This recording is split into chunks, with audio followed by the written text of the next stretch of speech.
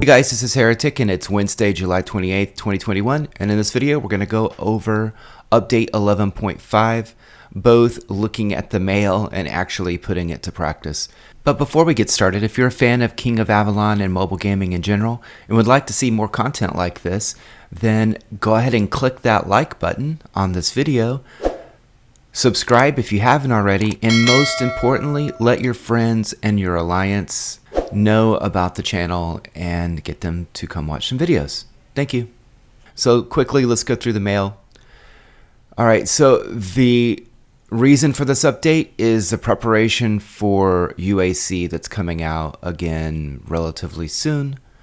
We can tell by this update. That's the only info that I have, is that it's coming soon, and this update is in preparation for it. So let's get started. So number one, they changed the teleport rules so that you can teleport anywhere, including into other territories of another alliance.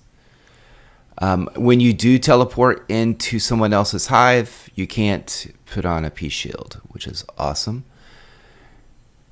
Change the alliance fortress rules, so at the beginning, with Dominion, you were forced to start off far out towards the edges of the map, and then you would work your way towards the center. They've done away with that, so now you can place your first, like if you start a new alliance, a farm alliance or something like that, once you meet the requirements to have a fortress, you can put it anywhere you want.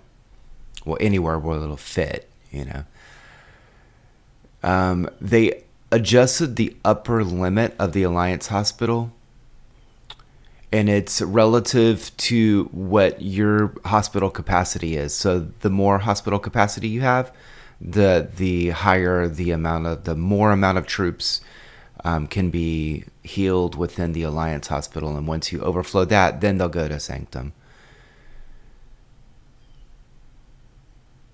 So anytime you're in the kingdom and you're fighting, you have the potential for your troops to go to the Alliance Hospital, not just if they're within your hive. The way it worked before, it was great if someone attacked you and you were in your hive, your troops would first go to the Alliance Hospital, which is a lot easier to heal than the regular hospital. And then once they filled up the Alliance Hospital, they would go to your normal hospital, and once that was filled, it would go to the Sanctum. Now you can be anywhere. And we're going to test all of this out. They've changed around the Surtur hero now to have a faster demolition speed. They've changed around the way that your alliance gathers resources to build buildings that are needed for buildings to make it easier, faster. They've also made it a much faster to demolish enemy towers. They've added healing coins to the daily rewards chest. And they've optimized the rules of the Alliance Hospital capacity. Okay. Alright, so let's go take a look at this. So let's first just go attack a tower. I need to break this shield anyway.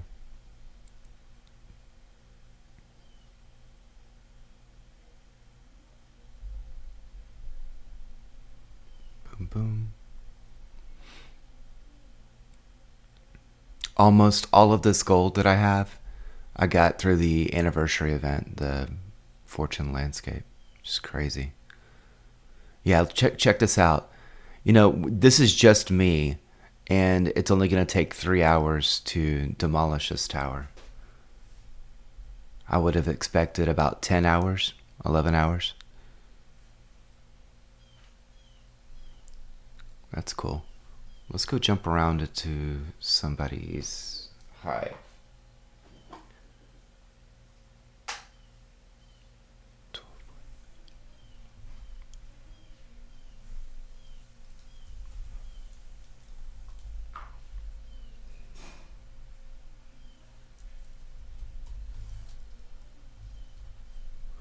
So let me go ahead and get over here.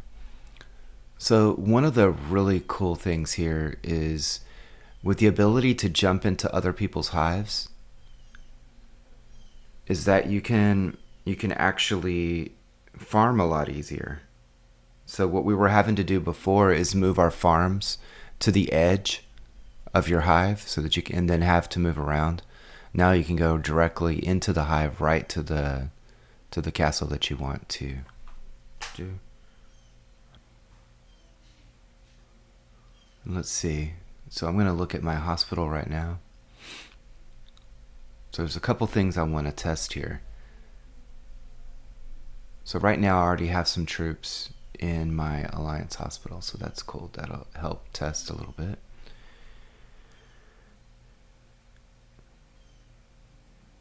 Okay. So I'm going to test that. So what I'm going to do is, so I have troops in my Alliance hospital right now. I can heal them either, with resources and just waiting the time, or I could use healing coins, which I do have some. What I'm going to do is I'm actually going to leave the Alliance. All right. Bye-bye. Okay, so now I've left the Alliance. You're not in an Alliance, so I have troops there, but I can't access them to heal them. So now this other Alliance is going to invite me. So I'm going to join this Alliance here. So now I'm in a different Alliance. So now I'll go to the Alliance hospital, and I'm able to heal them. So if you leave, so the way that it worked in the olden days, if you left your Alliance and you had wounded troops in the Alliance hospital, you would lose them. You would not be able to heal them. Now the way it works, and then later, you were able to leave the Alliance, but then you had to return to your original Alliance to heal your troops. Now you can be in any Alliance and heal troops. So you can, in KVK, if you have a lot of troops in your Alliance hospital, you can leave your KVK Alliance, go back to your main Alliance, and still heal. So that's good. That's a very good thing. All right, so that's great. So let's check out the Alliance hospital capacity. So my Alliance hospital capacity is 242,750. My normal hospital capacity is 192,750. So again, 242. And now I'm going to upgrade my hospital, which is going to upgrade my overall capacity by 5,000 of my regular.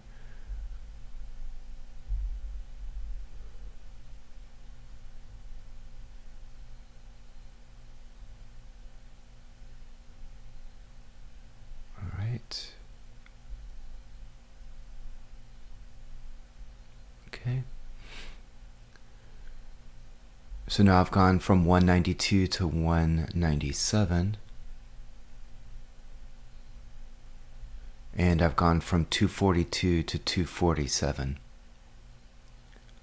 So it's exactly 50K more than my normal Alliance hospital. And if I look on another character, and I'm looking, it looks like the Alliance hospital capacity is always 50,000 more than your normal hospital capacity, and it grows as you grow your normal capacity. So that the same thing would go with any of the research you do to increase your hospital capacity. It would also increase your Alliance hospital capacity. So keep that in mind. So that 1,000 that you're adding, that you're to your capacity, is actually adding 2,000, which is cool to think about.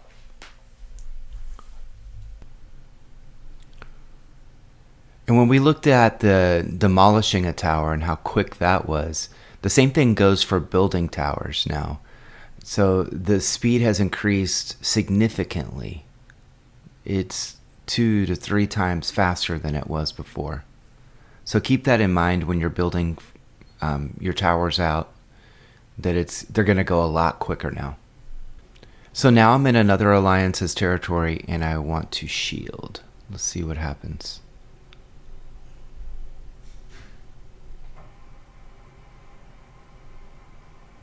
You can't open a peace shield in another alliance's territory. Okay, cool. That's what you'll see. All right.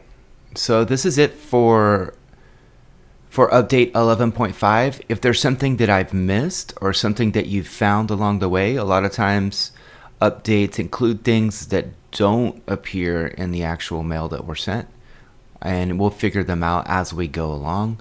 But if you see something, let me know. Thank you.